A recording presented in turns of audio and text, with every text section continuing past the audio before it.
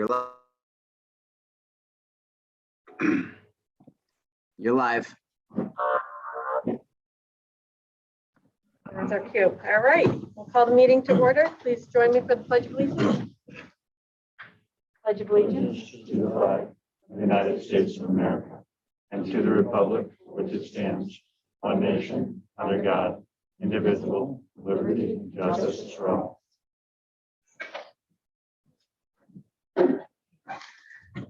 We have the approval of the minutes from December 7th. If there's no comment or questions on them, do we have a motion to accept them as submitted? I'll make a motion. Second, Seconded. all in favor? Aye. Aye. Opposed? Carried. And the approval of the CSC, CPSC recommendations. We have a motion to accept them as submitted. Second, Second. all in favor? Aye. Aye. Opposed? Carried. All right, nobody here for public comment, so we will, and just as a reminder for public comment, if there is anybody watching at home and they want to submit an email, they may do so and we can respond at the next board meeting. Discussion items. We had a very impactful facilities committee meeting. Does anybody want to give an overcap of that, and then we can go into presentations? Sure. I think we looked at several things. The generator study was complete, very thorough. They gave us line drawings of the existing infrastructure we have within the school, and several options came out of that. Option one being power the entire high school with one generator. The other option, second option would be powering only pieces of the school.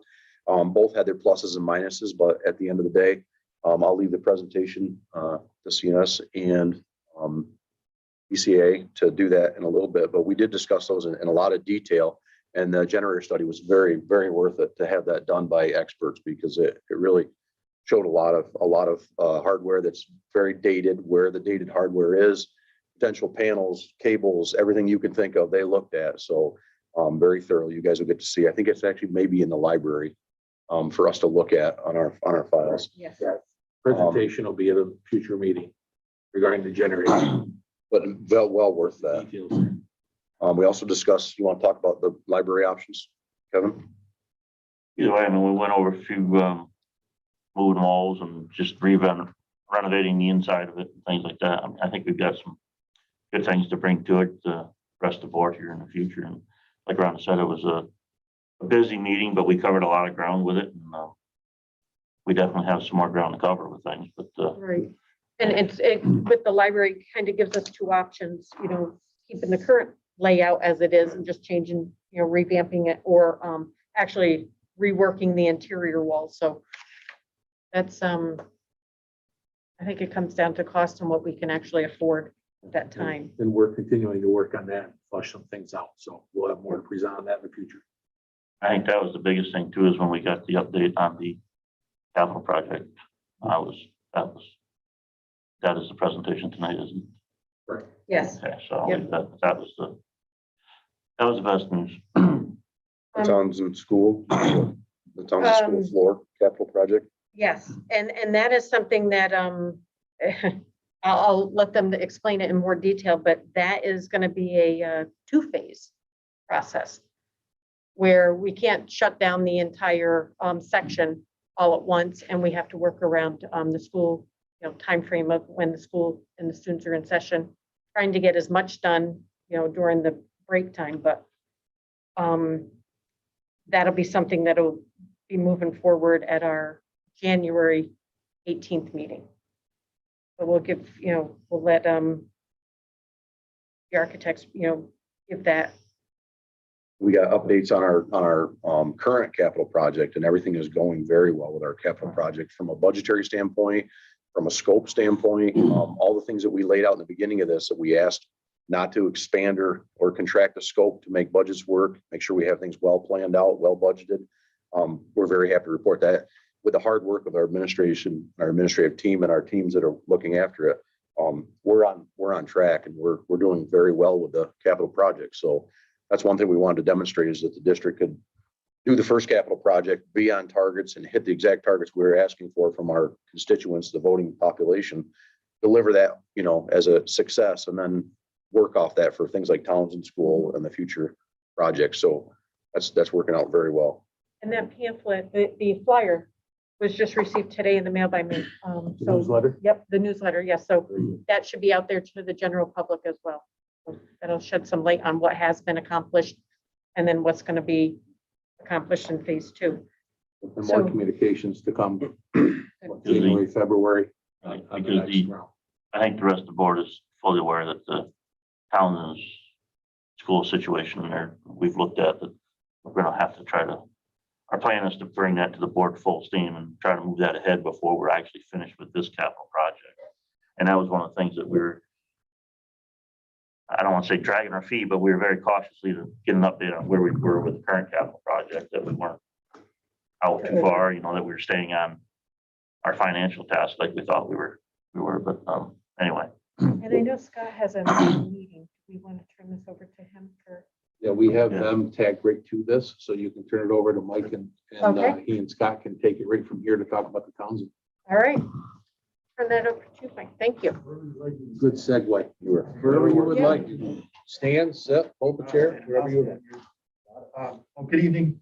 And what I did is I put together a quick presentation of what we were tasked to do and where we have come. I know that Scott Dool's on remotely right now. And so between Scott's team, the design team, they did some on-site investigation of the building. They did a preliminary design. So here's what we found during the structural review. And then they did a preliminary design. Mr. DeFerno, I'm sorry, could you speak up, please? Is it okay if I pull this down? Yes. So Scott Dool is on from BSA, and through that, his team did an on-site investigation of the building. And they put together a preliminary design, which they turned over to us to look at and so that we could do some investigative work. And then they also did an asbestos survey and an investigation for asbestos through the project. And then, so out of that came what we would need to do to get the floor replaced. But then the task was to me to basically CNS companies to say, okay, so how would you do this? How would it work? How long would it take? And so I went and did some different things. First, I had a lot of discussions with Dr. McDonald because I needed to know how much of the school I could take over at one time and not take over at one time, what that would look like, how that would affect programming in your elementary students. And we finally came to a good decision of that we would have to separate this out into 2 different phases, okay? And so I'm just going to get to the presentation. So look here, you can see the first floor. Phase 1 is at the right here inside. And so with phase 1, we looked at that would be where we would start, all right? And so what I did is I contacted a couple of reputable contractors, one an asbestos contractor, the other a general contractor. And I had them come meet us here out on site and look at the building, look at the approach, look what needed to be done, and to get their expertise on how they would go about this project. And that's where a lot of this information came to fruition, was through those meetings with both of those contractors. So what we would do is, if you look, see where the separation is between the 2 phases, the sort of orange color and the purplish color. Phase 1 would be completed the first year, right? And the reason we did phase 1 is because on this side of the building is because of everything that needs to be accessed on that side of the building once school opens up again. All right, we have the cafeteria, the kitchen, the gym, that kind of stuff. So we figured that we would go in there and get that done. The approach would be is to go in, secure off the phase 2, close off so that there'd be no access into that phase 2 side of the building. All right, you go in and do the demolition, which has to be done under abatement conditions because there's asbestos in the floor, right? We would get that floor abated and removed out. There'd be a lot of preliminary stuff being done, like working with the district, moving all the furniture out, storing all of that, getting everything out of there, ready to go, and be able to turn it over to the contractors. That construction work wouldn't start until in June after school was out 2023, right? So that first phase, right?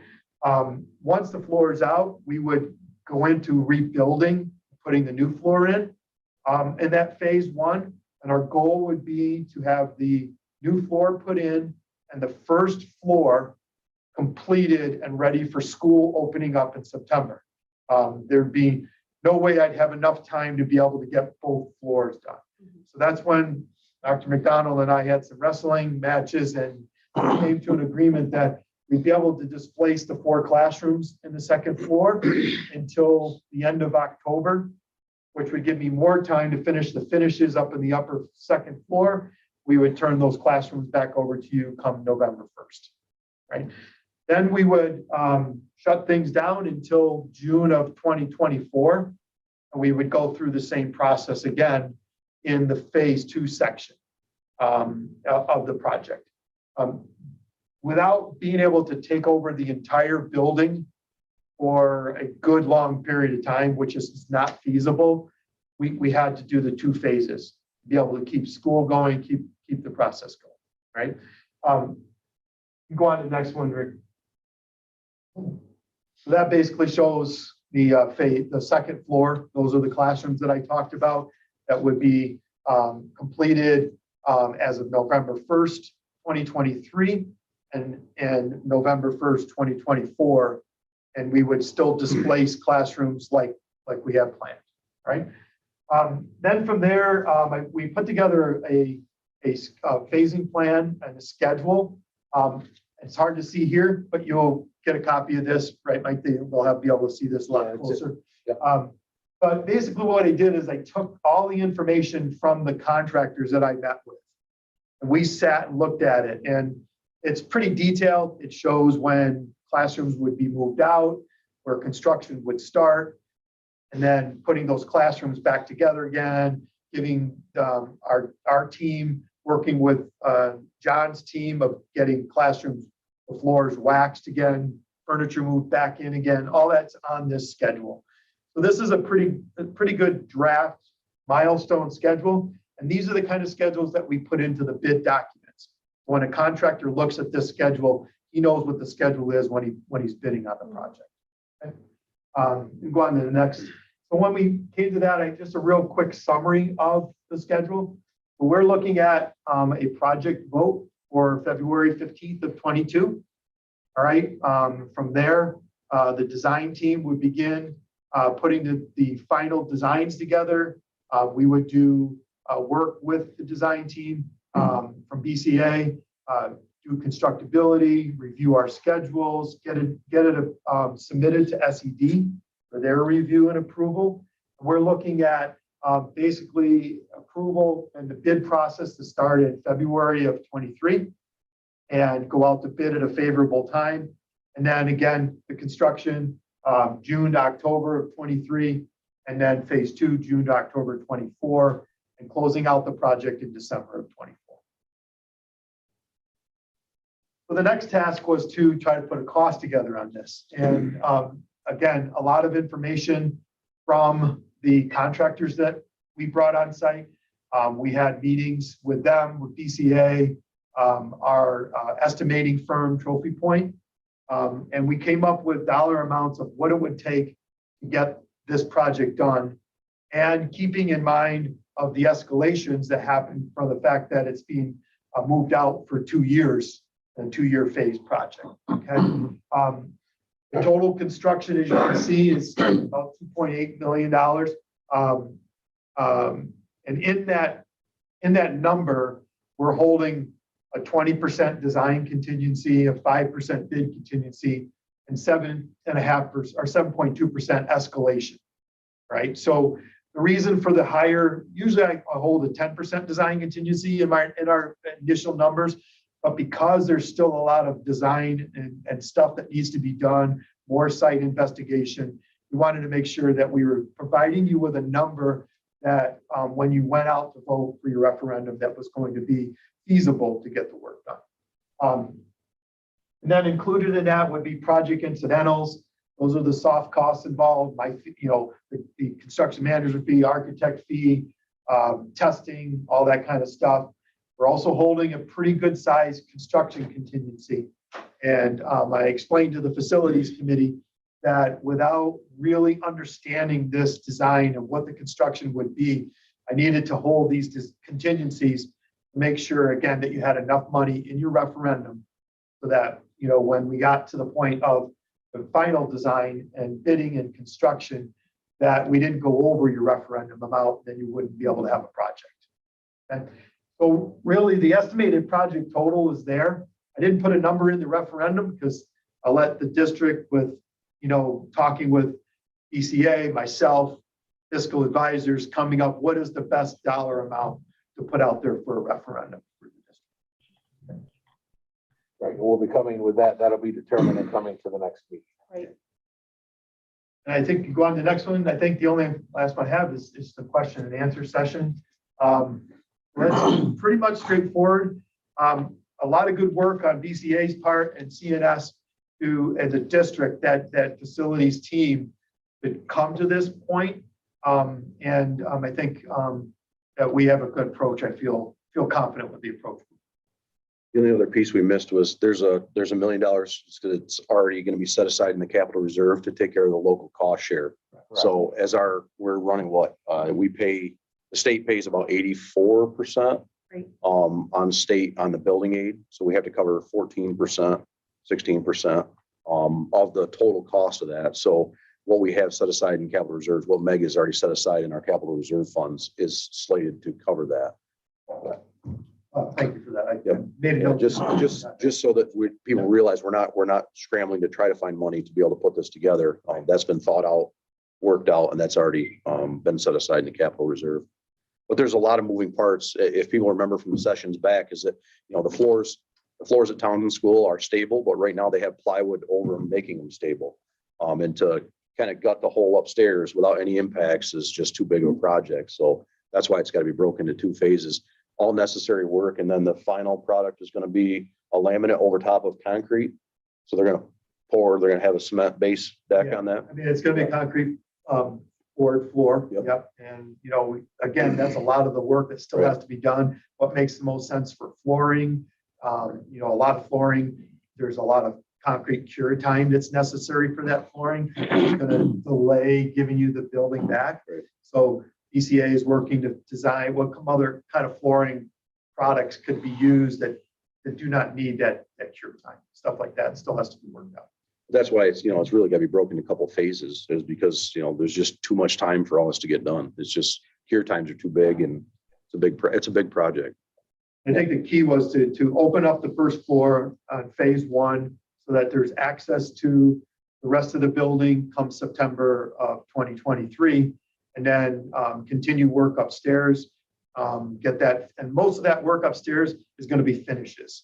It's, flooring and painting and lights and ceilings and getting those classrooms back in shape again. I just couldn't see getting it all done before September 1st. We're talking about 8 classrooms upstairs. In that wing, I don't even know how many therapy rooms and offices on the one side downstairs. On the other side, we're talking cafeteria, kitchen. So a little bit too much to take on all at once. I think it's a good plan. It's going to be the less disruption, for the students and the staff, by doing it in 2 phases. I mean, it's going to seem like it's going to be carried out, I'm sure with the elementary school staff, but I think it just is going to work overall. As we get closer and closer to things, we'll hold meetings. We'll have the staff be at those meetings. We'll work closely with John's team on how we're going to move the building out and storage and all that kind of stuff. All those things will be put into place before construction even started. And we're making sure that we've built into the project money for the displacement to be able to set up temporary classrooms in the playroom or auditorium, wherever it's determined, so it'll be the educational side and instructional side will be the best that it can be this time around. That's why there's a little bit, some of the contingencies are a little bit higher because I don't know what that looks like just yet. And, you know, I was very concerned and I told that to Dr. McDonald that I needed some time before I could present something to make sure that we had enough monies built into the referendum that was going to be able to handle the project once we get to it. Any questions? Everything? All right. Well, So we'll Scott, do you start have anything to add or any with this? Or? No, I think Mike did a great job. He summed it up well. I think, you know, obviously there's a lot to do in design still, but I think with the budgeting and the discussions that we've had to date, I think we've got it covered. So we feel pretty confident in the numbers as well. Okay. All right. So Scott is going to give us something on the library or No. no, that's already on ours. Yeah, that's all for tonight. As far as this goes, we're continuing to work on all the items that are listed here. As far as generator, all the detail, we'll be working to determine what fiscally, where we're at, what we feel. We'll come back to the committee and then we'll come back to the board as we have a plan to move forward with the generator, library and those items. All right. So more to come. We've been working on that this week even. Just one thing too, I think I want to throw in there was, this could seem to anybody watching this or with this being Zoom that this is a slow process for us moving, but the committee has honestly intentionally kept things to a slower pace because we're trying our best not to miss anything. And I was very confident and very comfortable with what the work's been done so far. And the conversations that the committee's been having with our complete team here that I think we've been on track with the project that we're into, and I'm very comfortable that we're gonna stay on track.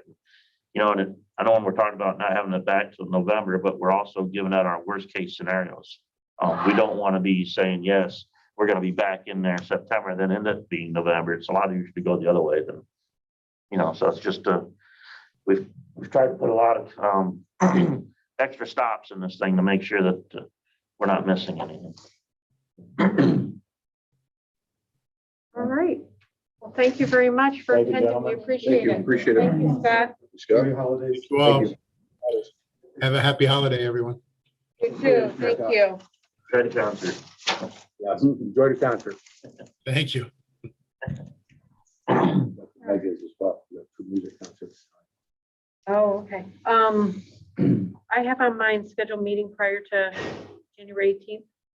Yeah, what we thought about was for the facilities, it may be a good idea to have a time. We may not need it, but to have it in case we have to have further discussions on this, or the goal that I have a goal of having that newsletter created, this next round newsletter, and have it drafted. Might be able to do it by email to the committee, but might not. We may have to get together to review it, discuss it. So if we can come up with a date that works for you all, just to have it as a holding date for the committee. How close do we want to be to the 18th? I don't think it really matters how close at any point, you know, within a week, I would say. I'm don't have availability on the 10th or the 13th. But the 11th and 12th or 14th, not that we want to meet on a Friday, but Which is not the 13th. right. I can't do the 14th.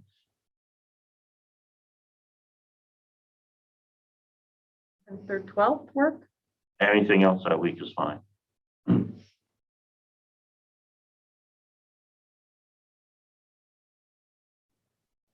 Yes, all 12 calendars, so that's fine by me. We'll try for the 11th or the 12th at 5. Sounds good. This is not an athletic conflict. Not, I have the events, there's not a boys' game. You said no There's game? not a boys' game, at least not here. It'll be away. Oh, all right. Can't Be be both determined. nights, so it can't be both nights, so. All right, just a reminder, we will not be having a meeting on January 4th. The next meeting will be January 18th. All right. All right, correspondence. No correspondence right now, okay. Are there additions to the agenda? No, there are not. So the consent agenda.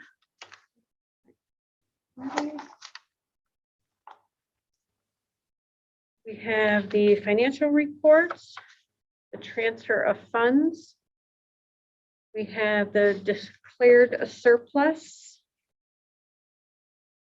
To amend the Thomas H. O'Neill Memorial Award from $1,000 to $1,500.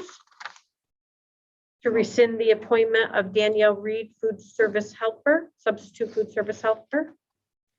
And the personnel appointment for substitute Carly Finn for teacher aide and teacher, and Bobby Wright for food service helper. And then we have the athletic recommendations. Are there any questions or concerns on any of that? If not, do we have a motion to accept the consent agenda? Make the motion. Second, all in favor? Aye. Opposed? Carried. All right, new business. We have, as you'll notice, and the people that might be watching from home, Miranda Grossman is resigning from the school board, and this will be effective as of December 7th. And her life has gotten very busy right now, so she needs to take some time to tend to her family. So we wish her luck, and we thank her for everything that she has done and contributed to the board. So do we have a motion to accept the trustee resignation? With regret, yes. Second, I'll second it. all in favor? Aye. Opposed? Carried. And we have several donations. I'll pull this out.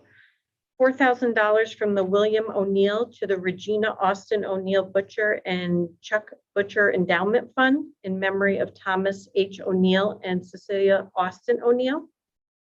$1,500 from the William O'Neill to the Thomas H. O'Neill Memorial Award. $300 from Lotteret Trucking to the Jeremy G. Fletcher Wrestling Scholarship or Sportsmanship Award.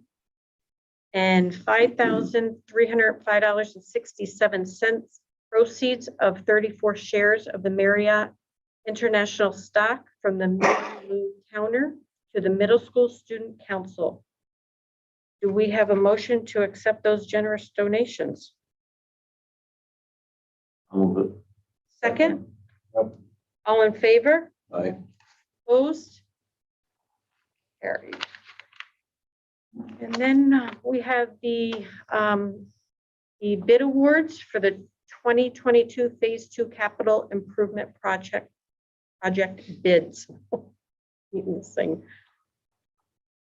Does anybody have any questions, concerns on these bids? If not, do we have a motion to accept the bids that we received? Move it. Second. All in favor? Aye. Aye. Opposed? Carried. And what's down here? A correction for a probationary appointment of Casey Aikens. This is to due to a clerical error. We had June 30th of 2024, and that will be corrected to June 30 of 2025. Do we have a motion to accept that correction? Second? All in favor? Aye. Opposed? Carried. Okay, and policy updates. These policies are for you to review at your convenience. And this will be part of our annual policy review plan. Oh, They're gonna have Paul read them. we need, I was gonna say, that we need a motion on this, though, right? No, I was gonna say, I didn't think so. I was trying. Sorry. I was ready. Apologize. I was hesitating for a minute there. It's just part of, it's just part of our policy to keep everybody current. They just pick a few of them to review on a quarterly basis. So we're not redoing the binder all at once. Right. And then if anybody comes across anything that might have changed or you think that we should add to it, send an email or speak up and let us know and look into that. All right, we are up to administrative remarks. I love all the pictures in here. It kind of gives you really an idea of what's going on and very informative. And that was quite a bit of money, $400 to the Walton Food Bank. Quite a bit. Anybody have any questions on the administrative reports? Very thorough. Thank you. All right, superintendent remarks. Only thing I have just right now, believe it or not, is just to say thank you and Merry Christmas. Thank you for your leadership and guidance at this point. We're in December. We've talked about this in the region. We cannot believe that we're in December and that the majority of all of our schools here at Walton have been 100% in person, which has a lot to do with the three individuals behind you all, as well as the rest of our staff, and our teachers, and our parents and students for their willingness to stay with us. So just appreciation all around and have a real good holiday season. That's all I have for tonight. All right. There is a need to go into executive session for the discussing a matter relating to the future employment of a particular employee and the future employment of particular persons.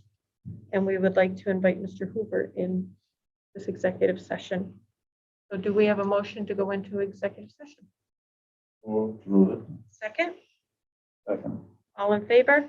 Aye. Opposed? We'll be looking to take action coming out, won't we? Yes, we will be looking to take action after executive session. So we're actually, for those that are watching from home, we're going to actually end this meeting. And then we will have to restart another meeting to come in to give our action. So that'll be listed on the webpage, right? It'll come up as a regular meeting. It'll come Okay. back up.